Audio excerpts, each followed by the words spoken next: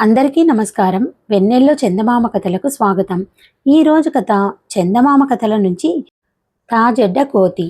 పూర్వం ఒక గ్రామంలో ఒక గురువు వద్ద అనేక మంది శిష్యులు ఉండేవారు. ఒకనాడు గురువు గారింట్లో వంట చెరకు అయిపోయింది. అందుచేత శిష్యులందరూ ఎండుకట్టెలు ఏరుకురావడానికి దగ్గరలో ఉన్న అడవికి వెళ్ళారు. ఈ శిష్యులలో ఒకడు వట్టి సోమరిపోతు. వాడు తప్పనిసరి అయితే గాని ఏ పని చేసేవాడు కాదు.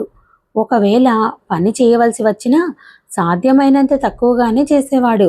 శిష్యులు చాలామంది ఉన్నారు గనుక ఈ సోమరిపోతు ఎంత పని చేసింది ఎవ్వరికీ తెలిసేది కాదు. దానికి తోడు వాడు తెలివైనవాడు గనుక తన సోమరితనం బయటపడకుండా ఎంతో జాగ్రత్త పడుతూ ఉండేవాడు. అడవిలో ప్రవేశించిన శిష్యులంతా ఎండుకట్టెల కోసం అంతటా వెతుకుతూ పనికి వచ్చే కట్టెలు పుల్లలు ఏరి ఒకచోట పోగు వేస్తూ పనిలో నిమగ్నులయ్యారు. సోమరిపోతుకు ఇదంతా వృధాశ్రమ అనిపించింది. వాడు మిగిలిన వాళ్ళకి ఎడంగా వెళ్ళాడు. ఎక్కడైనా ఎండిపోయిన చెట్టు కనిపిస్తుందేమోనని వాడి ఆశ. వాడు కొంత దూరం వెళ్ళాక వాడికి కావలసిన చెట్టు దొరకనే దొరికింది. ఆ చెట్టున ఒక్క ఆకు కూడా లేదు. చెట్టు బెరడంతా నల్లగా ఉంది. అది ఎండు చెట్టే అనుకున్నాడు సోమరిపోతు. ఈ ఒక్క చెట్టు విరిచి పట్టుకుపోతే చాలు, ఎంతకాలమైనా పనికొస్తుంది అనుకుని సోమరిపోతు మంచి నీడ చూసుకొని నిద్రపోయాడు. వాడికి నిద్ర పట్టే సమయానికి మిగిలిన శిష్యుల మాటలు నవ్వులు వినిపిస్తూనే ఉన్నాయి. కానీ తీరా వాడు నిద్ర లేచే సమయానికి చుట్టూ అంతా నిశ్శబ్దంగా ఉంది. పొద్దు కూడా చాలా వరకు వాలిపోయింది. సోమరిపోతుకు కంగారెత్తింది. తన తోటి శిష్యులు వంట చెరుకు మూటలు కట్టుకొని వెళ్ళిపోయారని వాడు గ్రహించాడు. ఎదురుగా కనబడే మొండి చెట్టు కొమ్మలు గబగబా విరిచి ఇంత మోపు కట్టి నెత్తిన పెట్టుకొని ఇంటికేసి పరిగెత్తసాగాడు.